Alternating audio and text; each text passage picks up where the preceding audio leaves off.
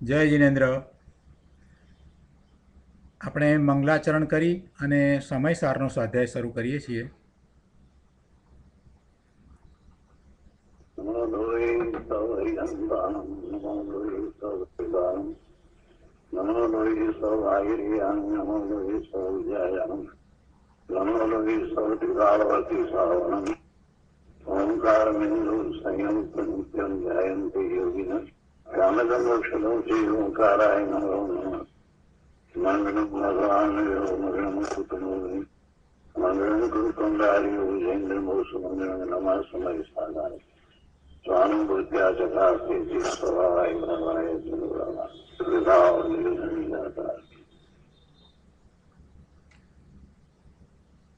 સમયસાર ભગવાન કુંકુંદાચાર્ય રચિત સમયસાર તથા ભગવાન અમૃતચંદ્રાચાર્ય રચિત આત્મખ્યાતિ ટીકા કળશ સહિત એનો સ્વાધ્યાય આપણે કરી રહ્યા છીએ. એમાં નિજરા અધિકારમાં કળશ 137 ચાલે છે. જે જીવ પરદ્રવ્યમાં આસક્ત એટલે રાગી છે અને સમ્યક દ્રષ્ટિપણાનું અભિમાન કરે છે, તે સમ્યક દ્રષ્ટિ છે જ નહીં, એ વૃથા અભિમાન કરે છે. એવા અર્થનું આ કળશરૂપ કાવ્ય એટલે કે કળશ 137 આપણે કરી રહ્યા છીએ.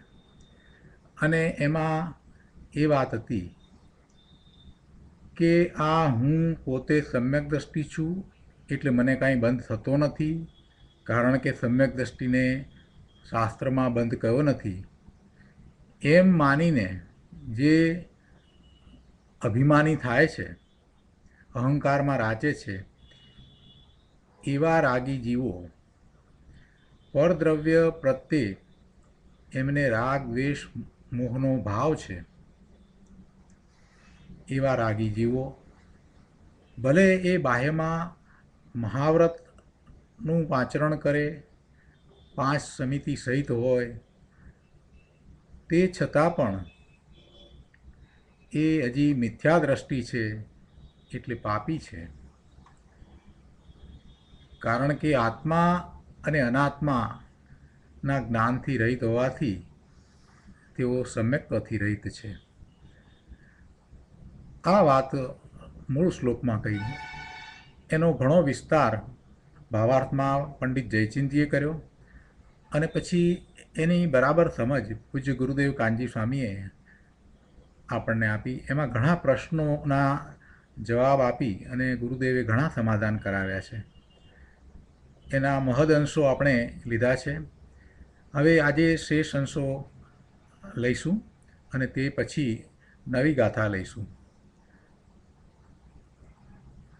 પ્રવચન રત્નાકર ભાગ 7મો, પાના નંબર 94, એમાં 3જા પેરેગ્રાફમાં એ વાત આવી કે કોઈ જીવને તત્વ વિચાર થવા પહેલાં, એટલે કે સ્વ પરનું ભેદ જ્ઞાન થયા પહેલાં કોઈ કારણ પામીને દેવ આદિકની પ્રતીતિ થાય અથવા વ્રત તપ અંગીકાર થાય. અહીંયા ભગવાનની ભક્તિ શ્રદ્ધા એને એ પ્રકારે થાય, વ્રત તપ પણ અંગીકાર થાય, પણ હજી પોતે કોણ છે એનું ભાન થયું નથી. તીર્થંકર ભગવાન કેવળી ભગવાને જે ઓમકાર ધ્વનિમાં વાત કરી છે એને એ સમજ્યો નથી, એટલે એને તત્વ વિચાર નથી, એ તત્વ વિચાર કરતો નથી, તેથી તે સમ્યક્ત્વનો અધિકારી નથી થતો. પણ જ્યારે એને તત્વ વિચાર થાય, તત્વ વિચાર થતાં જ એ સમ્યક્ત્વનો અધિકારી થાય છે. વ્રત તપ અંગીકાર કરે માટે સંકિતિ થાય એમ નહીં, પણ તત્વ વિચાર થતાં તે સંકિતનો અધિકારી થાય છે, આવી ચોખ્ખી વાત છે. આ વાત આપણે ગઈકાલે કરી. હવે આગળ 6ઠા પેરેગ્રાફમાં કહે છે, કોઈકે પૂછ્યું કે આપ શુભભાવ કરનારને મિથ્યા દ્રષ્ટિ કહો છો, એ વાત અમે સમજ્યા નહીં. શુભભાવ કરનારને ગુરુદેવ આપ મિથ્યા દ્રષ્ટિ કહો છો એ વાત અમે સમજ્યા નથી, અમને એ વાત સમજાતી જ નથી.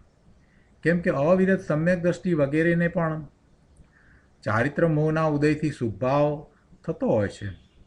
ક્ષાયિક સમકીતીને પણ રાગના પરિણામ તો થાય છે. તો પછી તેમને સમકિત કેમ છે? તેમને રાગ છે છતાં સમકિત કેમ ટકી રહે છે? આવો પ્રશ્ન કર્યો. શાસ્ત્રનો અભ્યાસ હોય તો વાત સરળતાથી સમજાય કે શ્રદ્ધાન એક વસ્તુ છે અને ચારિત્ર બીજી વસ્તુ છે. શ્રદ્ધાન સમ્યક થયું તો એમાં કોઈ ભાગ પડતા નથી, એમાં ઓછું વધતું હોતું નથી. શ્રદ્ધાન બરાબર છે તો બરાબર છે, નથી તો નથી. એમાં કંઈ સમ્યક્ત્વ છે એ કંઈ ઓછું વધતું હોતું નથી. એટલે સમકીતી સમ્યક દ્રષ્ટિનું શ્રદ્ધાન બરાબર છે, યથાર્થ છે, એ શ્રદ્ધાનો વિષય છે, સાચી શ્રદ્ધાનો વિષય છે, અનુભવ સહિતની શ્રદ્ધા છે એની વાત છે. જ્યારે એની ચારિત્રની દશા હજી પૂર્ણ શુદ્ધ નથી થઈ એ બીજી વસ્તુ છે. એટલે વર્તમાનમાં હજી મોટાભાગનાને એમ જ છે કે જેને થોડુંક પણ ચારિત્ર છે એ સાચા, અને બાહ્યમાં જેને ચારિત્ર દેખાતું નથી એને તો કાંઈ ધર્મ છે જ નહીં. આવી ઊંધી માન્યતા લગભગ મોટા ભાગના લોકોને છે. પેન્ટ શર્ટ પહેરીને ફરતો માણસ હોય ને એ સમ્યક દ્રષ્ટિ હોઈ શકે એ વાત ઘણાના મનમાં આવતી જ નથી. પણ જેણે કપડાં બદલ્યા હોય, સાધુનો વેશ ધારણ કર્યો હોય, એ સમ્યક દ્રષ્ટિ હોય એ વાત લગભગ 99% માણસને સાચી લાગે. જેને શાસ્ત્રનો અભ્યાસ નથી ને એને આવા પ્રશ્નો થાય અને આવી રીતે જ માન્યતા હોય છે. કેમ કે શ્રદ્ધા જુદી વસ્તુ છે. સમ્યક શ્રદ્ધા થવી એ મહત્ત્વની વસ્તુ છે. અને સમ્યક શ્રદ્ધા માટે પોતાના સ્વરૂપનું લક્ષ્ય કરી અને ખૂબ ઉગ્ર પુરુષાર્થ કરવાનો છે. પોતાની બધી ઊંધી માન્યતાઓને છોડીને સાચી માન્યતા ત્યારે જ થાય. પોતાના સ્વરૂપનો અનુભવ થયા વિના સાચી માન્યતા શક્ય નથી. એટલે આ જે પ્રશ્ન કર્યો છે ને એ એવો પ્રશ્ન છે કે સમ્યક દ્રષ્ટિ હોય એને આ ચારિત્ર મોહના ઉદયથી જે શુભભાવ થાય છે છતાં પણ તમે કેમ એને સમકીતી કહો છો? એ પ્રશ્ન જ ખરેખર તો અસ્થાને છે. સમકીતી હોય અને એનું પરિણમન છે એ જુદા પ્રકારે બાહ્યમાં દેખાય, અને એમને તો આવો ઊંધો પ્રશ્ન કરીને જસ્ટિફાય એ કરવું છે કે પેલા શુભભાવવાળા જે છે જેને સમ્યક દર્શન નથી એને તમે પાપી નહીં કહો, એને પણ સમ્યક દર્શન છે એમ કહો, અથવા તો એમને સમ્યક દર્શન શુભભાવમાંથી થશે એમ માનો. આવું એમને જસ્ટિફાય કરાવવું છે. એટલે આવો ઊંધો પ્રશ્ન કર્યો છે કે ક્ષાયિક સમકીતીને પણ રાગના પરિણામ તો થાય, ચારિત્ર મોહના ઉદયથી શુભભાવ થતો હોય છે, છતાં એને તમે સમકિત માનો છો. પણ ભાઈ સમકિત છે તો સમકિત માનવું છે કે એમને માનવું છે? મોક્ષ માર્ગ પ્રકાશકમાં પણ આ વાતની સ્પષ્ટતા પંડિત ટોડરમલજીએ કરી છે. અને એમાં તો નોકર અને શેઠનું ઉદાહરણ આપ્યું છે કે બાહ્યમાં નોકર દુકાનના બધા કામો કરતો દેખાય, મારી દુકાન છે, અમારી દુકાન છે એમ પણ બોલતો હોય, અને માલ વેચતો હોય ને ગ્રાહક સાથે સંબંધ બરાબર રાખતો હોય, બધું હોય, માલ લાવતો હોય, હિસાબો રાખતો હોય, બધું બરાબર કરતો હોય, તે છતાંય એને અંતરમાં એ દુકાન એની ક્યાં છે? અંતરમાં તો સ્પષ્ટ છે કે એ દુકાન એની નથી.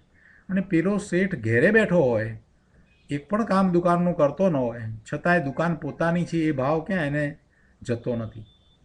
એ ભાવ કેમ એને જતો નથી?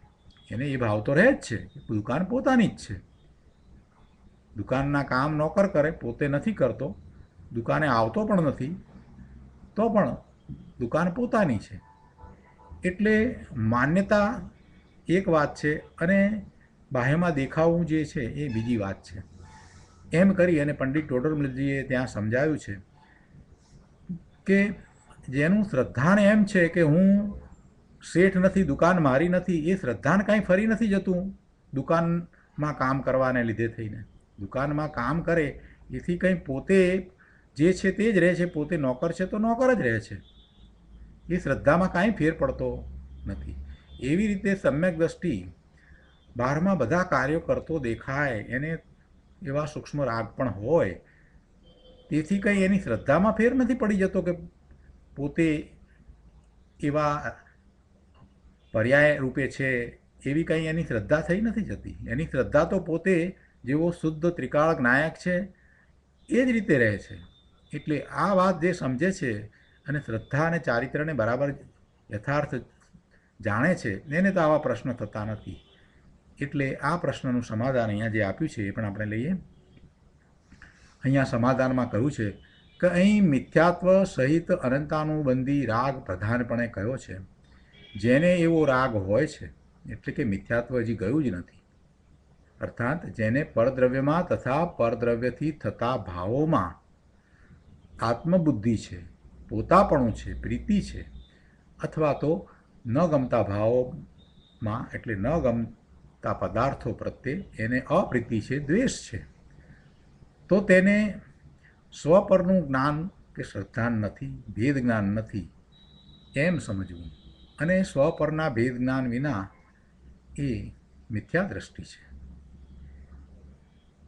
95માં પાના ઉપર ગુરુદેવ અહીંયા શરૂઆતમાં જ સમજાવે છે કે જુઓ, જેની વિપરીત માન્યતા છે કે વ્રત અને તપ વડે મને ધર્મ થશે અને ભગવાનની ભક્તિ વંદના જાત્રા વડે સંકિત થશે, તો એ માન્યતા ઊંધી માન્યતા છે.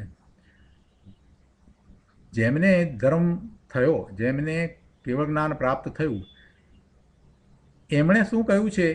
એમણે જો પૂછવા જઈએ તો એ તો એમ જ કહે છે કે આ બધો સ્વભાવ છે અને સ્વરૂપમાં જવાથી જ સમ્યક દર્શન થાય છે. આટલું બધું સ્પષ્ટ છે. ઓમકાર ધ્વનિમાં આ વાત આવી છે, છતાંય આ જીવને એ વાતને પકડવી નથી. ભગવાનની ભક્તિ કરવી છે, પણ ભગવાને જે વાત કરી છે એ વાતને માનવી નથી. ભગવાનને વંદન કરવા છે, પણ ભગવાનના ઉપદેશને ગ્રહણ નથી કરવું. એટલે અહીંયા જે મિથ્યા દ્રષ્ટિ છે એ ખરેખર તો પોતે જાતે જ મિથ્યા દ્રષ્ટિ રહે છે. પોતાના ઊંધા પુરુષાર્થને કારણે જે મિથ્યા દ્રષ્ટિ રહે છે અને એની વિપરીત માન્યતાનું કારણ એનું પોતાનું છે. એટલે એવી જેની વિપરીત માન્યતા છે એ પછી બહારમાં ભલે વ્રત અને તપ કરે અને એ પછી એની ઈચ્છા પ્રમાણે સ્વેચ્છાએ એને ધર્મ માને અને મને ધર્મ થશે, મુક્તિ થશે એવું માને, પણ એ તેવી માન્યતા કરવા છતાંય કંઈ સંકિતી થઈ જતો નથી. એને કંઈ એના દ્વારા સંકિત થવાનું નથી. શુભભાવ છે તો શુભભાવ જ રહેશે, એથી પુણ્યનો બંધ જ પડશે, કંઈ સંકિત થશે નહીં. અને જો એવી માન્યતામાં રહેશે તો એ મિથ્યા દ્રષ્ટિ જ રહી જશે. અને આવું વિપરીત માનનાર મિથ્યા દ્રષ્ટિના અનંતાનુબંધી રાગને અહીં પ્રધાનપણે કહ્યો છે. અર્થાત અનંતાનુબંધીના રાગને જ અહીં રાગ કહ્યો છે. એવા રાગની અહીંયા તો વાત ચાલે છે. પેલા સમ્યક દ્રષ્ટિને જે રાગ થાય છે એ રાગની અહીંયા વાત નથી. એ રાગ તો ચારિત્ર મોહિનીના ઉદયને કારણે થાય છે અને એ પ્રત્યે સમ્યક દ્રષ્ટિની કોઈ રુચિ નથી. એ એને ઝેર જેવો જાણે છે. એટલે એ અસ્થિરતાનો રાગ છે. પોતાના સ્વરૂપમાં સ્થિરતા નથી થતી, બહારમાં છે ત્યારે એવા શુભભાવ એને આવે છે, એવો એ અસ્થિરતાનો રાગ છે. અહીંયા એવા અસ્થિરતાને અને એવા અસ્થિરતાના રાગની વાતને લીધી નથી. અહીંયા જે વાત કરી છે તે અનંતાનુબંધીના રાગની વાત કરી છે અને એ અપેક્ષાએ આખી વાત કરવામાં આવી છે. પરદ્રવ્યમાં અને પરદ્રવ્યથી થતા ભાવોમાં ભલે પછી એ પરદ્રવ્ય એટલે કે દેવ હોય, સાચા દેવ ગુરુ શાસ્ત્ર હોય, એમના પ્રત્યેનો ભાવ હોય કે પછી પોતાના સ્ત્રી પુત્ર આદિ સગાવાલા સ્નેહીઓ હોય એમના પ્રત્યેનો ભાવ હોય, પણ એ બધા સ્વથી જુદા છે, અન્ય છે અને તે સર્વ પરદ્રવ્યમાં અને તેનાથી થતા પુણ્ય પાપના ભાવમાં જેને આત્મબુદ્ધિ થાય છે તેને સ્વ પરનું જ્ઞાન શ્રદ્ધાન નથી. જેને એવા ભાવમાં પોતાપણું લાગે છે કે આ ભાવ મારો છે, એ રૂપે હું પરિણમું છું, તો એ ભાવમાં આત્મબુદ્ધિ કહેવાય. અને એવી આત્મબુદ્ધિ જેને છે એને સ્વ અને પર એ બંનેનું ભેદ જ્ઞાન નથી, એને સ્વ પરના જ્ઞાનની શ્રદ્ધા નથી. જેને પરદ્રવ્યમાં અને પરદ્રવ્યથી થતા પુણ્ય પાપના ભાવોમાં તે મારા છે અને મને લાભકારી છે એમ પ્રીતિ અપ્રીતિ થાય છે, તેને સ્વ પરનું શ્રદ્ધાન નથી. બહુ સ્પષ્ટ ગુરુદેવે તો વાત કરી દીધી છે. જેને રાગનો પ્રેમ છે તેને આત્મા પોતે સ્વ અને રાગ પર એવું ભેદ જ્ઞાન નથી. એને આત્માની રુચિ નથી, એને આત્માનું મહાત્મા આવ્યું નથી. ભગવાન આત્મા ત્રિકાળક નાયક શુદ્ધ પરમાત્મા સ્વરૂપ મુક્ત, એનું મહાત્મા એને હજી આવ્યું નથી. એટલે બહારમાં એ ફાંફા મારે છે, ધર્મના નામે ફાંફા મારે છે. આ દેવગુરુ શાસ્ત્રને પણ જે મારા માને, પોતાના માને, તેને પણ સ્વ શું છે એનું ભેદ જ્ઞાન નથી. ઘણી સ્પષ્ટ વાત કરી છે. અને આ પાના ઉપર છેલ્લા પેરેગ્રાફમાં કહે છે કે જો પરદ્રવ્યની ક્રિયા જીવ કરી શકતો નથી, આત્મા બીજાની ક્રિયા કરી શકતો નથી, એ વાત આપણે કર્તા કર્મ અધિકારમાં બહુ સારી રીતે સમજ્યા છીએ. છતાં મુનિપદ લઈને વ્રત સમિતિ પાળતા હું પરજીવોની રક્ષા કરું છું, દયા પાળું છું તથા પરજીવોની હિંસા ન થાય તેમ જતનાથી શરીર આદિને પ્રવર્તાવું છું. એમ જે પરદ્રવ્યની ક્રિયાથી અને પરદ્રવ્યના નિમિત્તે થતા વ્રત તપ ભક્તિ જાત્રા આદિના શુભ ભાવોથી જે પોતાનો મોક્ષ માને છે તેને ભેદ વિજ્ઞાન જ નથી. આમાં બે વાત એક સાથે ગુરુદેવે કરી. એક તો પરદ્રવ્યના કાર્યો જીવ કરી શકતો નથી. હવે આ વાત કરી એટલે કેટલાકને એમ થાય તો શું અમારે જીવની હિંસા કરવી, જીવની દયા નહીં પાળવી? પણ એવી ક્યાં વાત છે? અહીંયા ગુરુદેવે એવું ક્યાં કહ્યું જ છે? જીવોની રક્ષા અમારે ન કરવી, અમારે એની હિંસા થવા દેવી, છ કાયના જીવોની દયા ન પાળવી? આવો ઊંધો પ્રશ્ન કરે. પણ ભાઈ ભલા ભગવાન, તું જરાક સમજ, એવું ક્યાં અહીંયા કહ્યું છે કે તારે જીવોની દયા ન પાળવી, એવો ભાવ તને ન થવો, એમ ક્યાં કહ્યું છે? તને એવો ભાવ આવશે જ. તું સાધક છો તો તને છ કાયની દયાનો ભાવ આવ્યા વિના રહેશે જ નહીં, તને અહિંસાનો જ ભાવ રહેશે. પરંતુ અહીંયા તો સમજાવવું એ છે કે એ ભાવ છે તારો, એ શુભ ભાવ છે, એ માત્ર શુભ ભાવ છે. અને ખરેખર જો જોવા જઈએ તો તું કોઈ જીવને બચાવી શકતો નથી કે મારી પણ શકતો નથી, બેમાંથી કાંઈ કરી શકતો જ નથી. માત્ર તને શુભ ભાવ આવે, કેમ કે તું સાધક છો તો તને એવો શુભ ભાવ આવે, બચાવવાનો ભાવ આવે. બાકી એ જીવનું બચવું અથવા મરવું એ તો એના કર્મને આધીન છે. એટલે કે એના કર્મના નિમિત્તે એની જે દશા થવાની છે તે જ થાય છે. એનું આયુષ્ય જેટલું છે એટલો સમય જ રહે છે. એને જે અસાતા વેદની ભોગવવાનું છે એ એટલો વખત એને ભોગવવું જ રહ્યું. પણ તને એ વખતે એવો ભાવ ન થાય કે ભલે ભોગવે ભલે મરે, એવો ભાવ ન થાય. કેમ કે એવો ભાવ થાય તો સમજવું કે તને હજી ધર્મ પ્રત્યેની રુચિ થઈ નથી. એટલે તને જો તું સાધક હોય તો તને જીવોની દયા પાળવાનો, જીવોને સાતા પહોંચાડવાનો એવો ભાવ આવવો જ જોઈએ. એવો આવે જ, આવ્યા વિના રહે જ નહીં. મરતાને બચાવવાનો ભાવ આવ્યા વિના રહે જ નહીં, આવવો જ જોઈએ. એમ ન થાય કે એનું આયુષ્ય છે એટલું ભોગવશે ને ભલે મરતો હોય તો ભલે મરે, એવો ભાવ ન આવે. સાધકને એવો ભાવ આવે જ નહીં, આવવાનો પ્રશ્ન જ નથી. અને જો એવો ભાવ આવે તો સમજવું કે એ મોટો મિથ્યા દ્રષ્ટિ તો છે પણ સાથે પાપી છે અને અશુભ ભાવમાં એ અનંત ભાવ સુધી રખડશે. એટલે એવી વાત અહીંયા નથી કરી, ગુરુદેવે એવું નથી સમજાયું. પણ અહીંયા તો એમ કહ્યું છે કે સાચા અર્થમાં તું એને બચાવી શકતો નથી, પણ તને શુભ ભાવ આવ્યો છે તો સારી વાત છે, ભલે આવ્યો. જે સાધક છે એને શુભ ભાવ આવે. હવે તું એવા શુભ ભાવ સુધી અટકી જાય અને એમ માની લે કે આ શુભ ભાવ છે, દયા પાળવાનો ભાવ છે, છ કાયના જીવોની દયા, અહિંસા પરમો ધર્મ, આ જે શુભ ભાવ છે એ જ દર્શન, જૈન દર્શન છે, એ જ સંકિત છે, એ જ મોક્ષનો માર્ગ છે, તો તારી ભૂલ થાય છે. એ માન્યતા, એવી ઊંધી શ્રદ્ધા તને રખડવાનું કારણ થશે. એ શુભ ભાવ છે તો એને તું શુભ ભાવ જ જાણ અને હજી એનાથી આગળ વધ. શુભ ભાવ દ્વારા ધર્મ નથી, શુભ ભાવ એ પુણ્યબંધનું કારણ છે, એ ભવનું કારણ છે. એટલે શુભ ભાવથી આગળ વધી અને શુદ્ધ ભાવનો પુરુષાર્થ કર. શુભ ભાવ શું છે એને શું સમજ. શુદ્ધ ભાવ અને શુભ ભાવના તફાવતને સમજ. શુદ્ધ ભાવ શુભ ભાવથી કેવો જુદો પડે છે એને તું સમજ. તો શુદ્ધ ભાવ સ્વના લક્ષ્ય થાય છે, જ્યારે શુભ ભાવ છે એ પરના લક્ષ્ય થાય છે.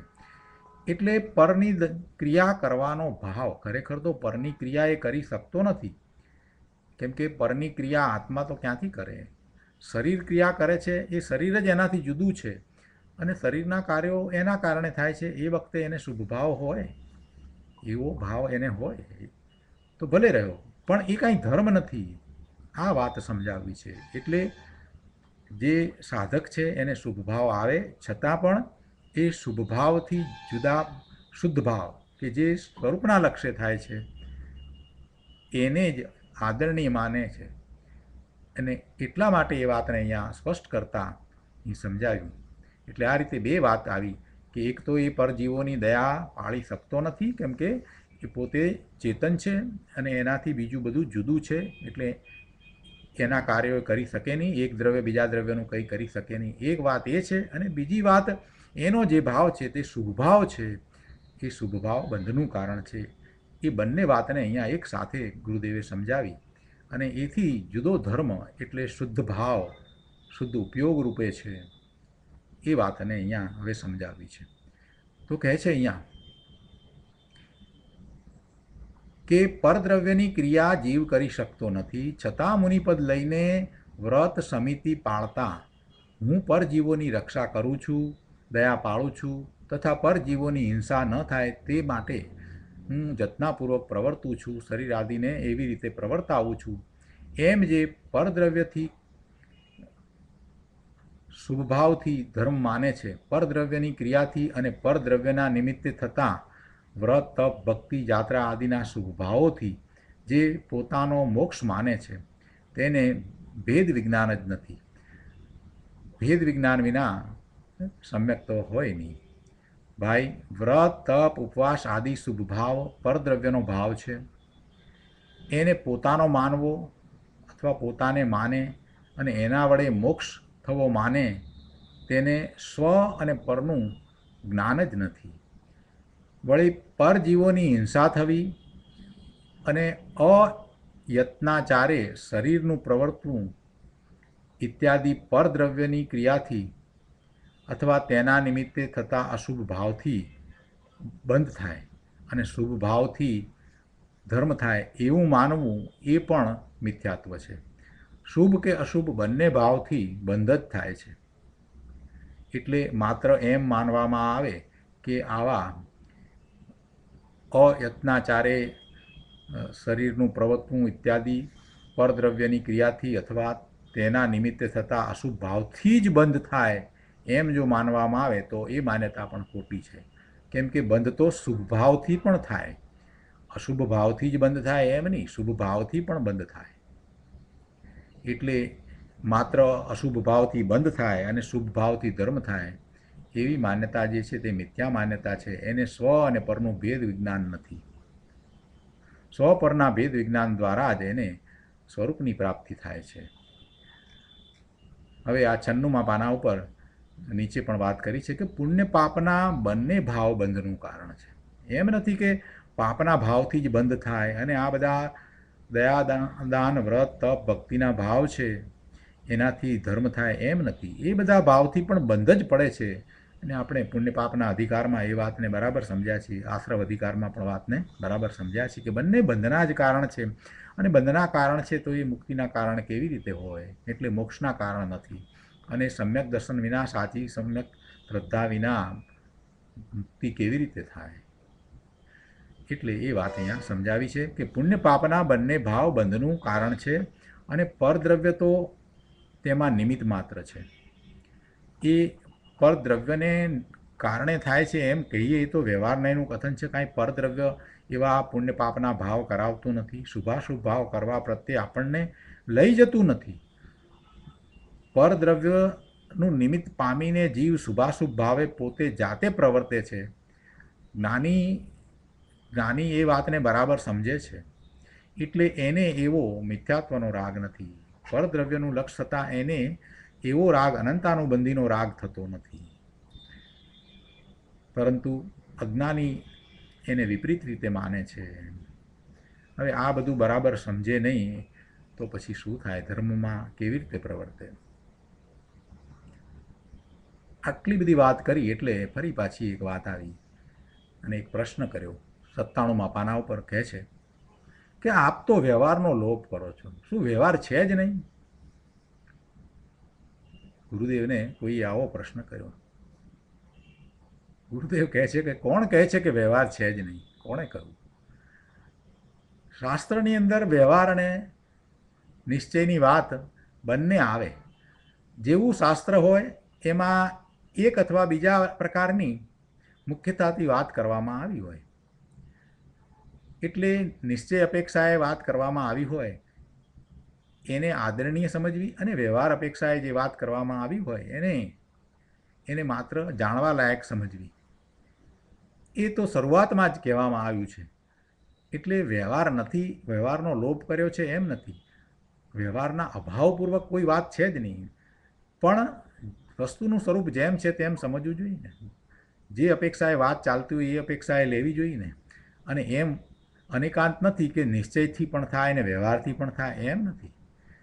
નિશ્ચયથી જ ધર્મ થાય, અને નિશ્ચયથી જેને ધર્મ થાય છે એને સાથે રહેલો વ્યવહાર આવો હોય છે એ સમજાવવામાં આવ્યું હોય છે. અહીંયા ઉત્તરમાં ગુરુદેવ સમજાવે છે કે કોણ કહે છે કે વ્યવહાર નથી? કોણ કહે છે કે વ્યવહાર છે જ નહીં? વ્રત, તપ, ભક્તિ, દાન ઇત્યાદિ બાહ્ય વ્યવહાર જ્ઞાનીને પણ હોય છે, પણ તે મોક્ષ માર્ગ અર્થાત મોક્ષનું કારણ છે એમ જ્ઞાની માનતા નથી. આ વ્રત, તપ, ભક્તિ, દાન ઇત્યાદિ પોતાની યોગ્યતા અનુસાર જ્ઞાનીને પણ હોય છે, નથી હોતું એમ નથી, પણ તે મોક્ષ માર્ગ છે અથવા તો મોક્ષનું કારણ છે, મુક્તિનું કારણ છે એમ જ્ઞાની માનતા નથી.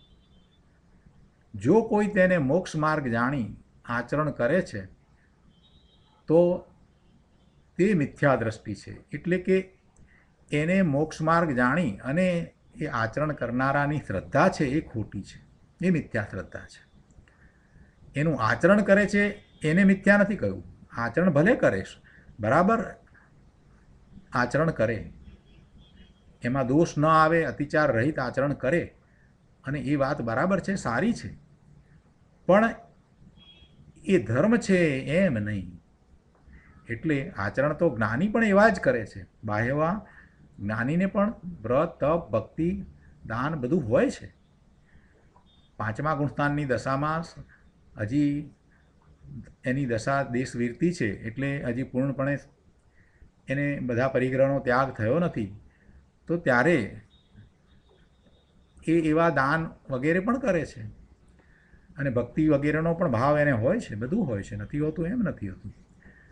અને જ્યારે મુનિ થયો છે, બધું છોડીને નીકળ્યો છે, ત્યારે પણ એને વ્રત, તપ, પ્રભુ પ્રત્યેનો અહોભાવ, ભક્તિ વગેરે હોય છે. એટલે એવો વ્યવહાર તો જ્ઞાનીને પણ હોય છે. એટલે એવા વ્યવહારનો લોપ અહીંયા અમે કરતા જ નથી, ને શાસ્ત્રમાં ક્યાંય એવો લોપ કરવામાં આવ્યો જ નથી. ગુરુદેવ લોપ ક્યાં કરે છે? શાસ્ત્રની વાતને જેમ છે તેમ સમજાવી છે. જે અપેક્ષાએ વાત હોય એ અપેક્ષાએ સમજાવવામાં આવી છે. જો કોઈ તેને મોક્ષ માર્ગ જાણી અને આચરણ કરે છે, એટલે કે જે વ્યવહાર છે તેને, તો તે મિથ્યા દ્રષ્ટિ છે એમ વાત છે. જુઓ અહીં શું કહે છે કે દયા, દાન, વ્રત, ભક્તિ, પૂજા ઇત્યાદિ ભાવો શુભ ભાવ છે, એટલે શુભ રાગ છે, અને તે વડે પોતાનો મોક્ષ થવો એટલે પોતાની મુક્તિ થવી એવું જે માને છે તે અજ્ઞાની મિથ્યા દ્રષ્ટિ છે. હવે આ માન્યતા એની બદલાઈ જાય તો એ સમ્યક દ્રષ્ટિ થાય કે ના ના, આ તો શુભ ભાવ જ છે, અને શુદ્ધ ભાવ છે એ જ મોક્ષનું કારણ છે. અને એમ કરી અને શુદ્ધ ભાવ એ પરિણમવા માટે પુરુષાર્થ આદરે, સ્વરૂપનું લક્ષ કરે, સ્વરૂપનું મહાત્મા આણે તો સમ્યક તો થાય. અને આ વાત શાસ્ત્રમાં પોકારીને કહેવામાં આવી છે, પરંતુ અજ્ઞાની એ વાતને પકડતો નથી અને વિપરીત માન્યતાને ગ્રહીને રહ્યો છે. 97મા પાના ઉપર 5મા પેરેગ્રાફમાં આગળ કહે છે કે જો સમકીતીને રાગ હોય એટલે અસ્થિરતાનો રાગ હોય છે, તથા તેને રાગ પ્રેરિત શુભાશુભ બાહ્ય ક્રિયાઓમાં પણ તે પ્રવર્તતો હોય છે, પણ તે સર્વ તે કર્મનું જોર અર્થાત પુરુષાર્થની નબળાઈ. જો કર્મનું જોરનો અર્થ એમ નથી કે પેલા જડ કર્મ છે એ એને કંઈ કરાવે છે, એમ નથી. કર્મના ઉદય છે અને અહીંયા એનો પુરુષાર્થ નબળો છે, અધૂરો છે, જેવો જોઈએ એવો ઉગ્ર નથી, એટલે એ કર્મના ઉદયનું લક્ષ્ય એને થાય છે, પણ તે છતાં એની શ્રદ્ધામાં કોઈ ફેર નથી. એટલે એ એને બરાબર સમજે છે, જાણે છે કે આ મારી નબળાઈ છે, એટલે આવા શુભાશુભ ભાવ થાય છે. અને જ્ઞાનીને તો અશુભ ભાવ તો જ્વલ્લે જ હોય છે, વિશેષતા તો શુભ ભાવની જ હોય છે, એટલે એ જાણે છે. એટલે પુરુષાર્થ વધારીને એવા શુભભાવથી એ નિવૃત્ત થઈ જ પોતાનું ભલું છે એમ સમ્યકપણે એ માને છે, અને એવો જ એનો પુરુષાર્થ છે. એટલે ક્રમે એ પુરુષાર્થની દ્રઢતા કરીને, ઉગ્ર પુરુષાર્થ કરીને રાગથી નિવૃત્ત થાય છે. તે જ્ઞાની તેમને રોગવત જાણે છે.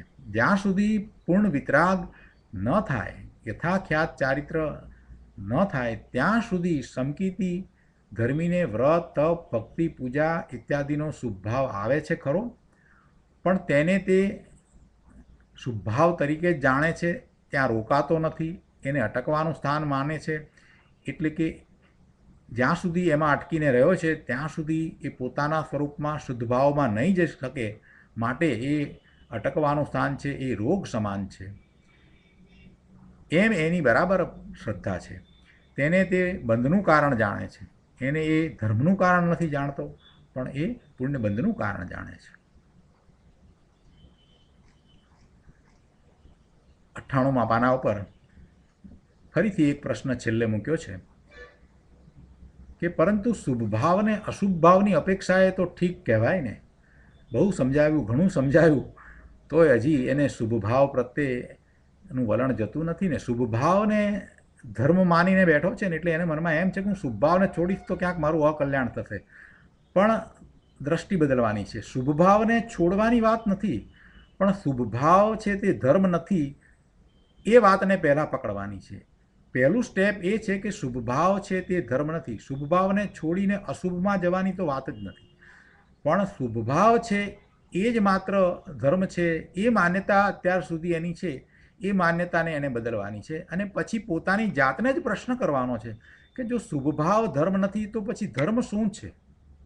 શુભભાવ જે છે એ બંધનું કારણ છે, એટલો નિર્ણય પહેલાં એને થાય કે ના, શુભભાવ દ્વારા પણ મને પુણ્યનો બંધ એટલે જેવટે થાય છે તો બંધ જ.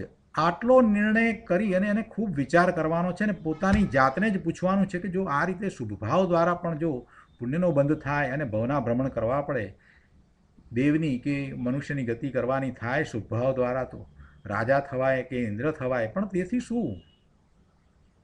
એવા શુભભાવ દ્વારા જો સમકીતી છે અને શુભભાવ છે તો પણ એનું ફળ શું છે? એનું ફળ તો પુણ્યનો બંધ જ છે. એટલે જેને મુક્તિની પ્રાપ્તિ કરવી છે એને હજી સમ્યક દર્શન કર્યા પછી પણ કોઈક પુરુષાર્થ બાકી રહે છે, અને જે સમ્યક દર્શન સહિત નથી એવો મિથ્યા દ્રષ્ટિ છે એનો તો હજી પુરુષાર્થ શરૂ જ નથી થયો. એટલે પોતાની જાતને જ એ પ્રશ્ન કરવાનો છે કે શુભભાવ છે એ ધર્મ નથી, એ બંધનું કારણ છે, તો ધર્મનું કારણ શું હોઈ શકે, અને ધર્મનું કારણ શું છે એની હું મુખ્યતા રાખું, તો પછી બધું બરાબર એક પછી એક ગોઠવાઈ જશે. પછી લાગશે કે ના, શુદ્ધ ભાવ છે તે ધર્મનું કારણ છે, અને શુદ્ધ ભાવનો પુરુષાર્થ કરવો એ શુભ ભાવ છે. શાસ્ત્રના અભ્યાસ દ્વારા શુદ્ધ ભાવની પ્રરૂપણા કરવી એ પણ શુભ ભાવ છે. સ્વાધ્યાય કરવો એ પણ ઉત્કૃષ્ટ પ્રકારનો શુભ ભાવ છે. સ્વાધ્યાય દ્વારા પોતાના સ્વરૂપને જેમ છે તેમ જાણવાનો પ્રયત્ન કરવો એ પણ ઉત્કૃષ્ટ પ્રકારનો શુભ ભાવ છે. એટલે શુભ ભાવ તો એને થવાનો જ છે. શુભ ભાવ તો એને થવાનો જ છે. એટલે અશુભ ભાવની અપેક્ષાએ શુભ ભાવ સારો છે એમ કરશે તો ત્યાં સંતોષ આવી જશે અને ક્યારેય શુદ્ધ ભાવ સુધી પહોંચશે જ નહીં. એટલે શુભ ભાવને છોડીને અશુભમાં જવાની તો કોઈ વાત કરી જ નથી, પણ શુભ ભાવમાં અટકીને ઊભો છે અને એને એમ મનમાં છે કે શુભ ભાવમાંથી આગળ વધતા વધતા શુદ્ધમાં જવાશે, તો એ તો શક્ય જ નથી. શુભ ભાવમાં ને શુભ ભાવમાં વધારે ને વધારે એ પુણ્યના બંધ કર્યા કરશે, બીજું શું કરશે? અને એ પુણ્યનો બંધ પડ્યા પછીથી એનો ઉદય આવશે અને એ ખરી જશે, પછી શું? અને એ ઉદય આવે એ વખતે એને શુભ ભાવ જ થશે એની કોઈ ગેરંટી છે, ખાતરી છે? એ વખતે પણ અશુભ ભાવ થઈ શકે, એટલે નવા કર્મ ફરી પાછા બંધાશે. આ બધો વિચાર કરે તો બહુ સહેલું છે. અહીંયા આ પ્રશ્ન છે કે શુભ ભાવને અશુભ ભાવની અપેક્ષાએ તો ઠીક કહેવાય ને, એનો ગુરુદેવે ઉત્તર આપ્યો છે, પણ એ ક્યારે એ ઠીક કહેવાય? કે સંકિત થાય ત્યારે. જો બહુ સરસ રીતે આ વાત લીધી છે, આખો દ્રષ્ટિકોણ જુદો ગુરુદેવે આપ્યો છે કે સંકિત જેને થયું છે એને શુભ ભાવ બરાબર છે, એને માટે શુભ ભાવ સારો છે, પણ જેને સંકિત થયું જ નથી એને માટે એ શુભ ભાવ છે એ ખરેખર શું છે? તો કે અટકીને રહેવાનું સ્થાન થઈ જાય છે, એ ક્યારેય શુદ્ધ ભાવમાં નહીં જાય. એટલે ગુરુદેવે એ અપેક્ષાથી આખી વાત, એ દ્રષ્ટિકોણથી વાત અહીંયા સમજાવી છે કે શુભ ભાવને અશુભ ભાવની અપેક્ષાએ તો ઠીક કહેવાય ને. તો ગુરુદેવ કહે છે કે પણ એ ક્યારે? સંકિત થાય ત્યારે. તો પણ બંધની અપેક્ષાએ તો બંને નિશ્ચયથી બંધના જ કારણરૂપ છે. સંકિતીને વ્યવહારની અપેક્ષાએ તીવ્ર કસાયની સરખામણીએ મંદ કસાયને ઠીક ભલો કહેવાય છે. મંદ કસાય એટલે શુભ ભાવ અને તીવ્ર કસાય એટલે અશુભ ભાવ. પણ નિશ્ચયથી તો એ પણ બંધનું જ કારણ છે, બંને બંધના કારણ છે. જેણે મંદ કસાયને પણ નિશ્ચય બંધનું કારણ જાણ્યું છે એવો સમકિતી, મંદ કસાય એટલે શુભ ભાવને પણ નિશ્ચયથી જે બંધનું જ કારણ જાણે છે, માને છે, શ્રદ્ધે છે, એવા સમકિતીને મંદ કસાય એટલે શુભ રાગ ઉપચારથી ભલો કહેવામાં આવ્યો છે. એટલે મિથ્યા દ્રષ્ટિને માટે નથી કહ્યું. આપણે બધા શું માનીએ કે હજી મિથ્યા દ્રષ્ટિ છે તો અશુભમાંથી શુભમાં આવે તો સારું, એને માટે એ સારો છે. ના, એને માટે સારો છે નહીં, તો પછી એ ત્યાં જ અટકીને રહેશે. એને માટે અશુભમાંથી શુભમાં આવવું એ બરાબર છે એમ નહીં, એને માટે પણ શુદ્ધમાં જવું એ જ બરાબર છે. મિથ્યા દ્રષ્ટિને માટે પણ શુદ્ધ ભાવ જ આદરણીય હોય. મિથ્યા દ્રષ્ટિને શું, નાના બાળકોને પણ શુદ્ધ ભાવ જ આદરણીય હોય. એક વખત સ્વાધ્યાયમાં 2 વર્ષ પહેલાં કોઈએ પ્રશ્ન પૂછ્યો કે રમેશભાઈ, પહેલાં શરૂઆતમાં તો છોકરાઓને તો આપણે શુભ ભાવની જ વાત કરવી જોઈએ ને, આટલું બધું ક્યાં શુદ્ધ ભાવનું સમજાવીએ? મેં કીધું શુભ ભાવ દ્વારા ધર્મ છે એમ જે તમે બાળકોને સમજાવવા માંગો છો તો એની જગ્યાએ એમ સમજાવો કે શુદ્ધ ભાવ દ્વારા ધર્મ છે. એમાં ક્યાં અઘરું થઈ જવાનું છે? જ્યારે સમજવા બેઠા છીએ તો સાચું પહેલેથી જ સાચું સમજાવો ને. પહેલાં ખોટું સમજાવીને પછી સાચું સમજાવવું એવું શા માટે? એટલે મિથ્યા દ્રષ્ટિ હોય, બાળક હોય, નાનો હોય, મોટો હોય, ગમે તે હોય, બધાને માટે એક જ સમજ છે કે ધર્મ તો શુદ્ધ ભાવ દ્વારા જ થાય છે અને અશુભ ભાવ તો ક્યારેય સારો નથી. શુદ્ધ ભાવ જ ધર્મનું કારણ છે અને શુદ્ધ ભાવને માટે જે પ્રયત્ન પુરુષાર્થ કરવામાં આવે છે એ બધો શુભ ભાવ છે. શુદ્ધ ભાવ, શુદ્ધ ઉપયોગ રૂપ થવા માટે જે પુરુષાર્થ પ્રયત્ન થાય છે એ બધો શુભ ભાવ છે. આવી સમજ હોવી જોઈએ. અને પછી જેને સમ્યક દર્શન થાય છે એને એ શુભ ભાવ છે એ ઉપચારથી સારો કહેવામાં આવ્યો, ભલો કહેવામાં આવ્યો છે. કેમ કે એને હવે અનંત અનુબંધ તો થવાના જ નથી. ફરી એક પ્રશ્ન છે 99મા પાના ઉપર, બીજા પેરેગ્રાફમાં, કે તો શાસ્ત્રમાં આવે છે કે નિશ્ચય સહિત વ્યવહારનો ઉપદેશ કરવો અથવા નિશ્ચય ન સમજે તેને વ્યવહારનો ઉપદેશ કરવો, આ કેવી રીતે છે? ગુરુદેવે આનો પણ ઉત્તર બહુ સરસ રીતે આપ્યો છે. કહે છે કે એ તો ઉપદેશ શૈલીમાં રાગ ઘટાડવાની અપેક્ષા એ વાત છે. ઉપદેશની શૈલી એમ જ હોય અને એમાં રાગ ઘટાડવાની અપેક્ષા એ વાત કરવામાં આવી છે. પરંતુ અહીંયા તો ભવના અભાવની વાત છે. ચરણાનુયોગમાં તો ત્યાં સુધી આવે કે તીવ્ર કસાય ઘટાડવા, મંદ કસાય કરવો. ચરણાનુયોગના શાસ્ત્રમાં એવી વાત આવે, પરંતુ એ વ્યવહાર નયનું વચન છે, વ્યવહાર નયનું કથન છે. અને અહીંયા તો આપણે પરમાર્થની વાત કરી રહ્યા છીએ કે પરમાર્થે શું છે. વળી ચારેય અનુયોગમાં ખરેખર તો શું છે, પ્રયોજન શું છે, વિતરાગતા પ્રગટ કરવી એ જ પ્રયોજન છે. એટલે ચારેય અનુયોગમાં કસાય મટાડવાનું જ પ્રયોજન છે એમ સમજવું. બધી જગ્યાએ એ કસાયને તો દૂર કરવાનો જ છે. મંદ કસાય પણ જોઈએ નહીં, કસાય રહિત થવું. મંદ કસાય પણ નહીં, તીવ્ર કસાય નહીં, મંદ કસાય પણ નહીં, પણ કસાય રહિત વિતરાગતા પ્રગટ કરવી એ વાત જ મુખ્ય છે. ચારેય અનુયોગનું તાત્પર્ય એકમાત્ર વિતરાગતા જ છે અને તે સ્વના આશ્રયે સ્વનો આદર કરતા પ્રગટ થાય છે. તથાપિ કોઈ રાગની રુચિ સહિત રાગના પરદ્રવ્યના આશ્રયે જે પરિણમે છે તો તે મિથ્યા દ્રષ્ટિ જ છે અને તેના રાગને જ અહીં રાગ કયો છે. 100મા પાના ઉપર ગુરુદેવ કહે છે, 3જા પેરેગ્રાફમાં અહીંયા, કે એકલો આનંદ કંદ સ્વરૂપ પ્રભુ આત્મા પરમાત્મા છે. ભાઈ, ભગવાનને જે પરમાત્મા પર્યાય પ્રગટ થઈ તે ક્યાંથી થઈ? અંદર જે અનંતી ત્રિકાળી પરમાત્મા શક્તિ પડેલી છે તે પ્રગટ થઈ છે. આવી પરમાત્મા શક્તિની જ્ઞાન આનંદ સ્વભાવની જેને રુચિ થઈ છે અને રાગની રુચિ છૂટી ગઈ છે તે સમ્યક દ્રષ્ટિ છે, સમકીર્તિ ધર્માત્મા છે.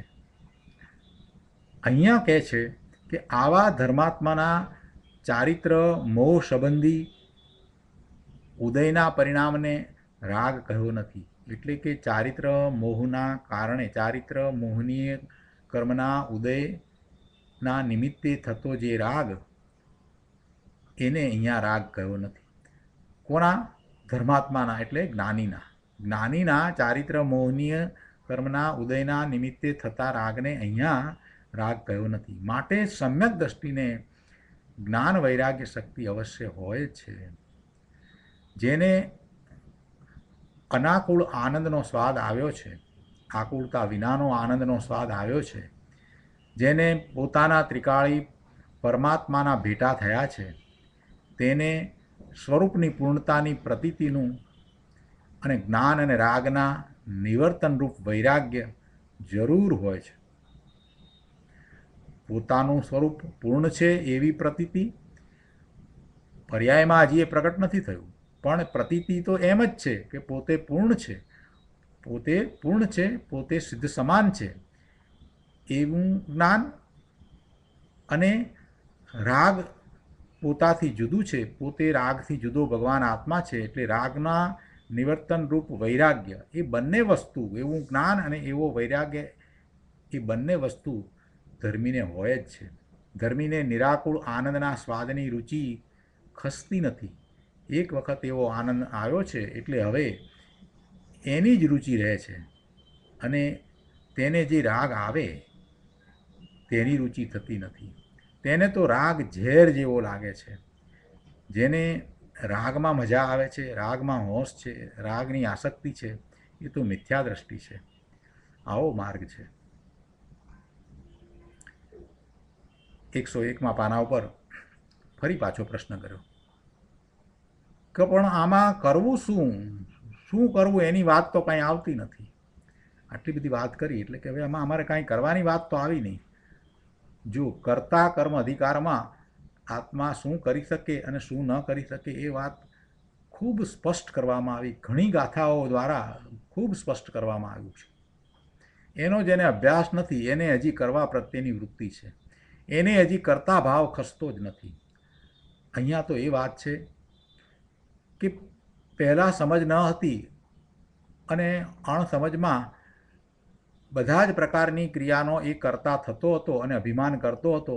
એ વાત હજી એની સ્મૃતિમાં રહી હોય કે મેં અમુકના આમ કામ કર્યા, અમુકના તેમ કામ કર્યા, છોકરાઓ મોટા કર્યા અને અમુકને મેં ભણાવ્યો અને અમુકને મેં એના લગ્ન કરાવ્યા અને એનું આમ કર્યું ને બીજાને મેં દાન આપ્યા અને આમને મદદ કરીને આની સેવા કરીને. આવા કરતાપણાનો ભાવ હજી જો તને વર્તતો હોય તો એને પણ એક કરી યાદ કરી અને છોડી દે.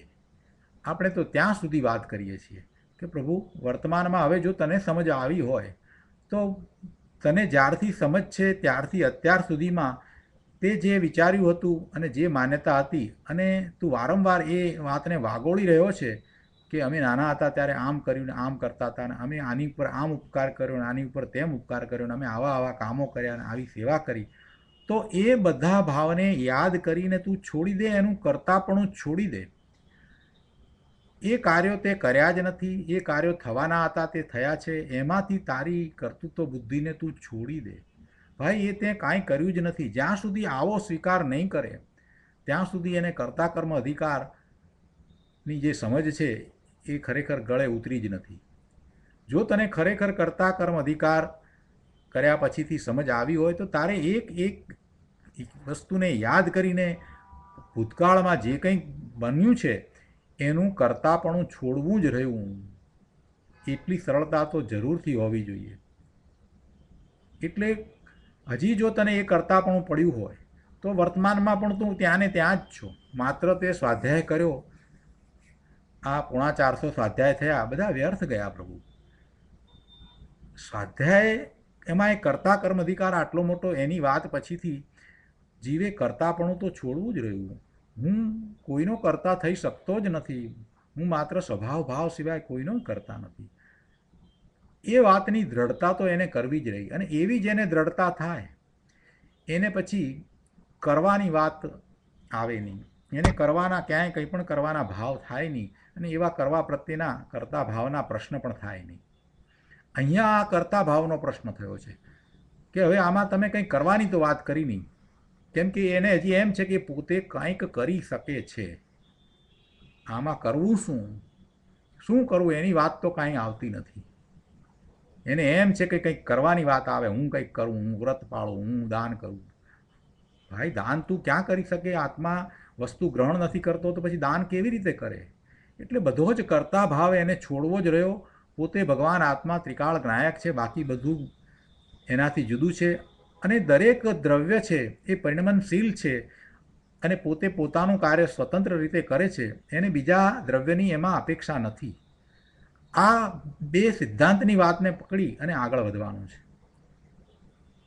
એટલે હું ભગવાન આત્મા ચેતન પરના કાર્યો કરી શકતો જ નથી એ વાતને તો સિદ્ધાંત તરીકે સ્વીકારવાની છે. તો પછી કરવાની વાત ક્યાં આવી? પરના કાર્યો કરવા એ વાત જ રહેતી નથી.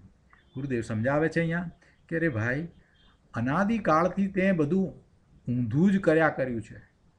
વ્રત પાળ્યા, દાન કર્યા, ભક્તિ કરી, ભગવાનની પૂજા કરી.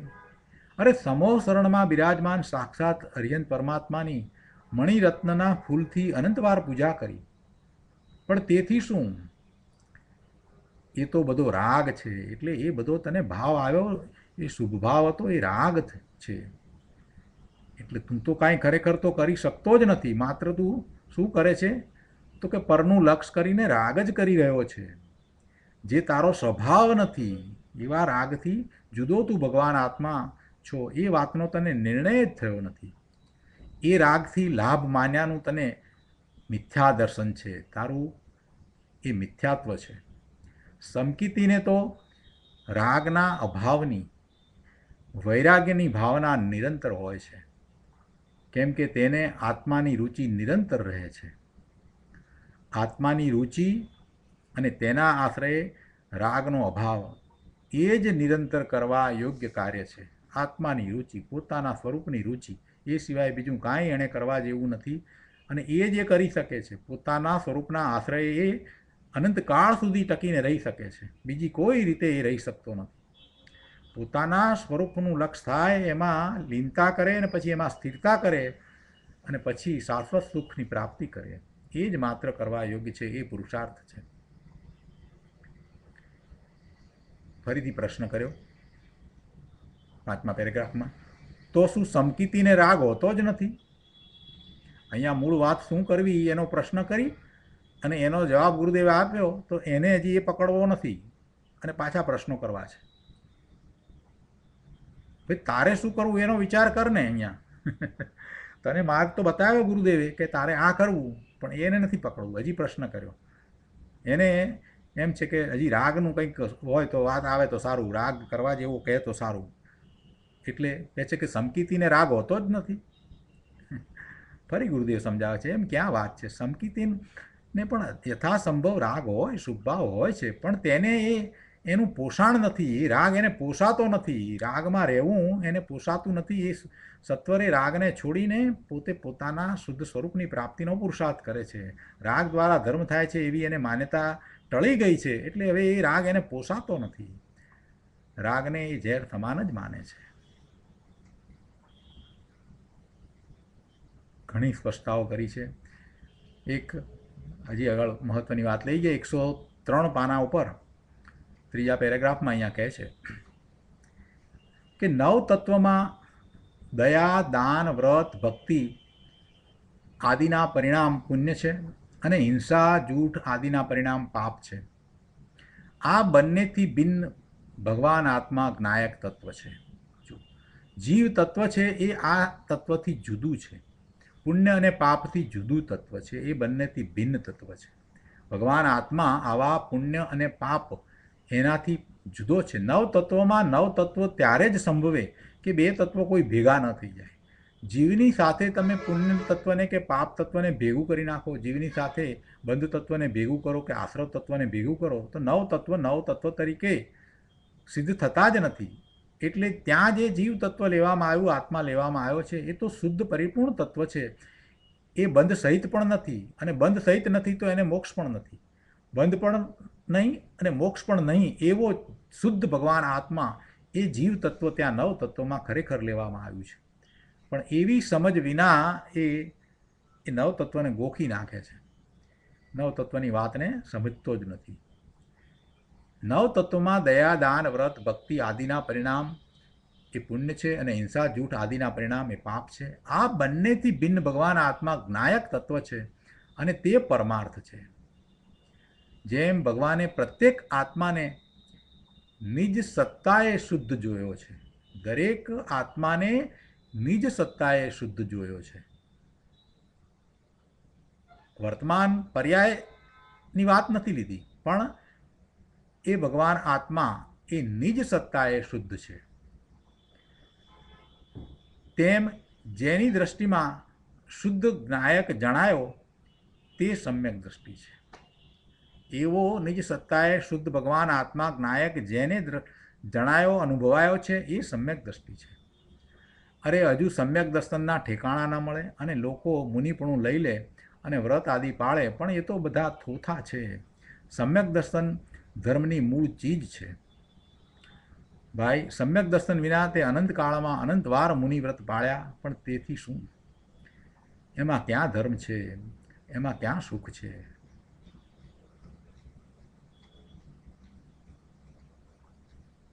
તો બહુ સરસ વાત આવી આજે. આ રીતે આપણે આ ગાથા એટલે કે આ કળશ 137માં અહીંયા પૂરો કરીએ છીએ. કળશ 137 અહીંયા પૂરો થાય છે. હવે કળશ 137 પછી કુંકુંદાચાર્ય ભગવાનની ગાથા 201 અને 202 આવે છે.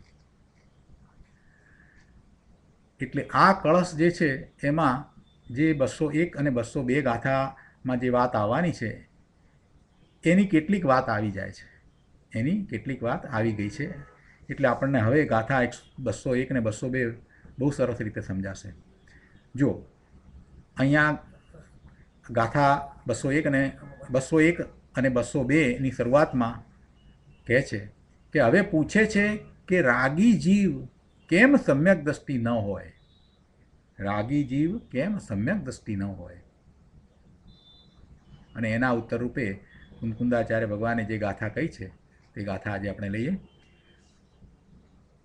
પરમાણુ માત્રમપી ખલુ રાગાદિના તુ વિદ્યતે યસ્ય ન અપી સ જાનાત્યાત્માનમ તુ સર્વાગમ દરોપી આત્માનમ જાનન અનાત્માનમ ચાપી શો જાનન કથમ ભવતી સમ્યક દૃષ્ટિ જીવાજીવાવ જાનન.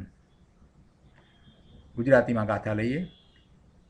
અણુ માત્ર પણ રાગાદિનો સદભાવ વર્તે જેહને તે સર્વ આગમ ધર ભલે પણ જાણતો નહીં આત્મને.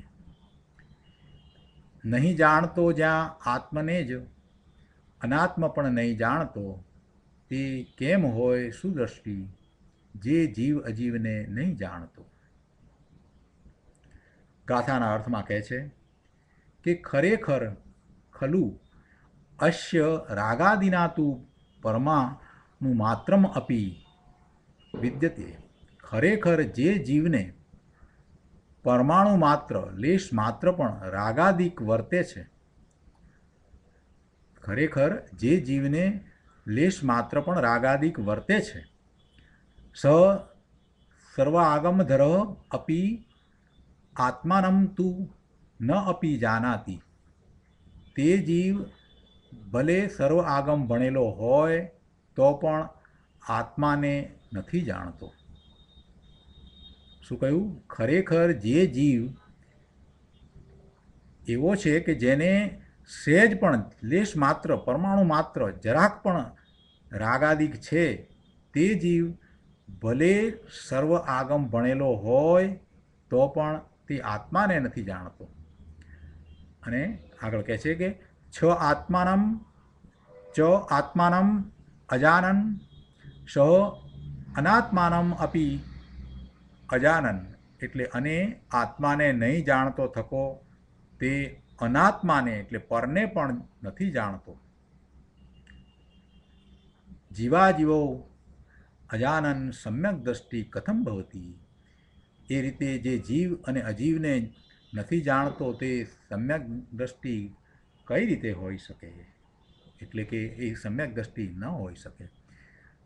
જેને રાગ વર્તે છે, રાગની રુચિ છે, એવો જીવ ભલે ગમે તેટલા આગમ ભણ્યો હોય, ગમે તેવો મોટો પંડિત હોય, છતાં પણ એ આત્માને નહીં જાણતો થકો, એ અનાત્માને એટલે પરદ્રવ્યને પણ નથી જાણતો, અને એ રીતે જે જીવને અજીવને નથી જાણતો, આત્મા અને અનાત્માને નથી જાણતો, એ સમ્યક દ્રષ્ટિ હોઈ શકે નહીં.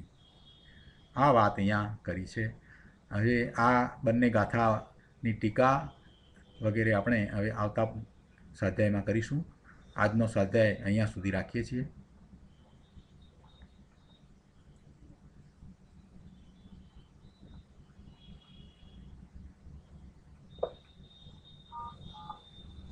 Conversation mode is on. Everyone can now be heard.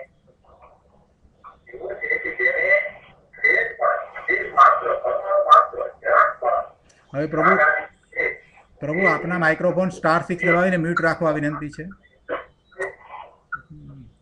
પ્રભુ આપના માઇક્રોફોન *6 દબાવીને મ્યુટ રાખો. કોઈને પ્રશ્ન અથવા પ્રતિભાવ હોય તો આપણે વિચાર કરીએ.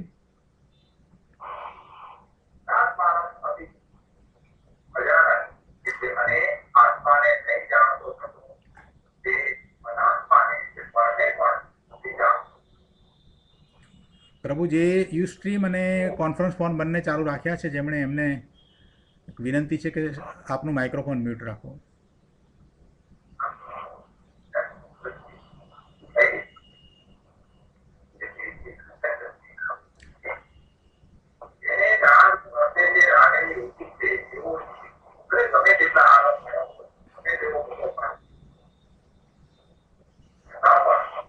પ્રભુ આપનું માઇક્રોફોન મ્યુટ રાખો, *6 દબાવીને મ્યુટ રાખો. કોઈને પ્રશ્ન અથવા પ્રતિભાવ આપવો હોય તો આપી શકે. કૃપા કરી અને આપનું માઇક્રોફોન મ્યુટ રાખો. કેમ કે યુસ્ટ્રીમમાં 15-20 સેકન્ડ કે 30 સેકન્ડનો લેગ હોય છે, એટલે એટલી વાર સુધી એ સ્વાધ્યાય ચાલુ હશે ત્યાં.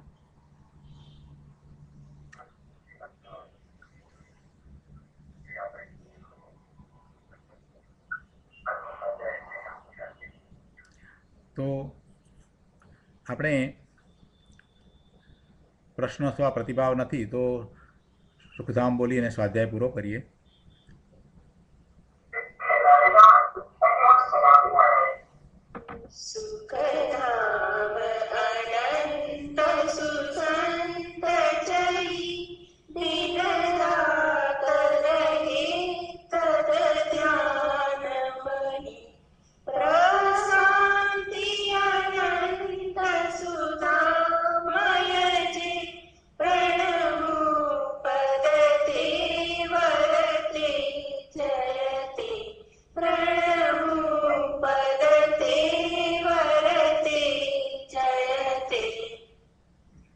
જય જિનેન્દ્ર.